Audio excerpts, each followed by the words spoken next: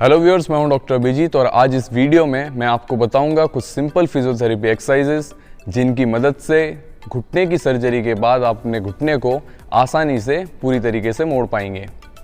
कोई भी घुटने की मेजर सर्जरी हो, चाहे लिगामेंट रिकंस्ट्रक्शन, मेनिस्कल रिपेयर या फिर जॉइंट रिप्लेसमेंट यानी कि घुटने का प्रत्यारोपण, इन सारी कंडीशंस में एक कॉमन कॉम्प्लिकेशन होता है हमारे घुटने का जाम हो जाना, उसका स्टिफ हो जाना। सो व्यूअर्स, घुटने को सर्जरी के बाद पूरी तरीके से सीधा कैसे करना है उस पर मैं ऑलरेडी एक वीडियो बना चुका हूं, जिसका डिस्क्रिप्शन में मैंने लिंक दे दिया है और साथ ही साथ आप आई बटन पर टैप करके भी उस वीडियो को देख सकते हैं। इस वीडियो में मैं कुछ सिंपल एक्सरसाइज बताऊंगा जिससे हमें घुटने को मोड़ने में मदद मिलेगी। सो व्यूअर्स, नी स्टिफनेस, घुटने का जाम हो जाना एक कॉमन कॉम्प्लिकेशन है। सर्जरी के बाद बहुत से लोगों को अपने घुटने को मोड़ने में तकलीफ आती है। अब इसके दो कारण होते हैं। सबसे पहला कारण होता है दर्द। सर्जरी के बाद पेन होना बहुत ही कॉमन सी बात है।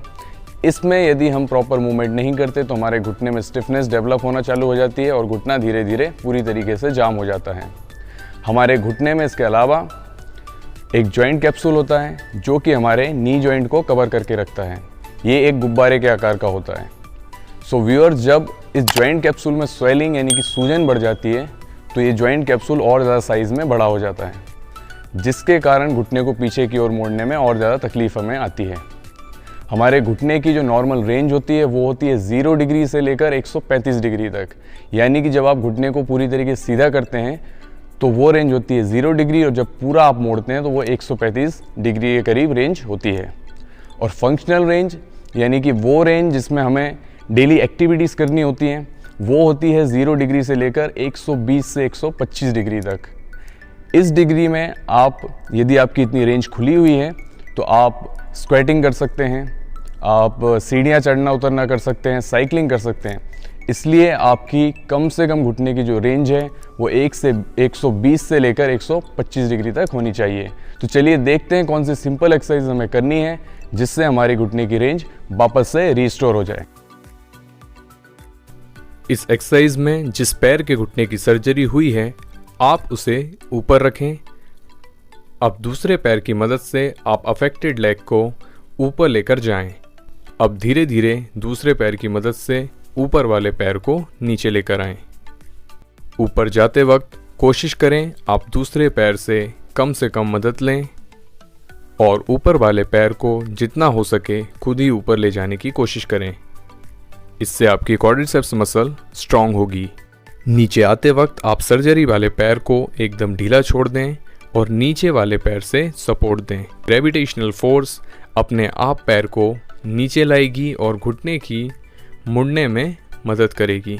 जब आपके घुटने का दर्द और सूजन थोड़ी कम हो जाए तब आप सर्जरी वाले पैर को नीचे रखकर दूसरे पैर की मदद से पीछे की ओर पुश करें और आप एंड पोजीशन को थोड़ी देर तक होल्ड करें। इस एक्सरसाइज के लिए आप एक टॉवेल या थेराबैंड को पंजे पर इस तरीके से बांधकर अपने दोनों हाथों की मदद से पैर को पीछे की ओर खींचें। आप चाहें तो पीछे खींचकर थोड़ी देर इस पोजीशन को होल्ड कर सकते हैं। यदि आपकी एड़ी और ज़मीन के बीच में फ्रिक्शन हो तो आप एक छोटे टॉवेल को एड़ी के नीचे रख सकते हैं। धीरे धीरे आपकी जो फ्लेक्शन रेंज है वो बढ़ने लगेगी।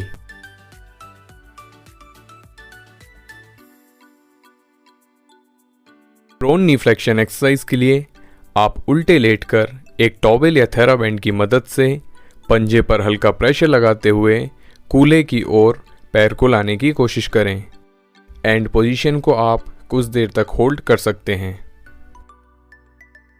इस एक्सरसाइज के दौरान आप अपने एब्डोमिनल मसल्स को कॉन्ट्रैक्ट करके रखें ताकि आपकी स्पाइन पर बहुत ज़्यादा लोड ना आए। इस एक्सरसाइज में आप अपने पैर को एक कुर्सी या प्लेटफॉर्म पर इस तरीके से रख लें। अब आप दोनों हाथों की मदद से हमारे पैर की हड्डी यानी टीबिया बोन को पकड़कर अंदर की ओर रोटेट करें। अब आपको आगे की ओर अपने बॉडी वेट को शिफ्ट करना है जिससे आपका घुटना आगे की ओर मुड़ेगा। आपको ये एक्सरसाइज धीरे धीरे परफॉर्म करनी है। एंड रेंज पर जाकर आप पोजीशन को 2 से 5 सेकंड के लिए होल्ड कर सकते हैं। धीरे धीरे आप मूवमेंट की रेंज को बढ़ाएं। इस एक्सरसाइज से हमारे घुटने का एक्टिव मोबिलाइजेशन यानी कि हमारे घुटने की टिबिया और फीमर बोन के बीच की जो मूवमेंट है वो सुधरती है। आप इस एक्सरसाइज को एक टाइम पर 10 से 15 रेपिटेशंस के लिए परफॉर्म कर सकते हैं।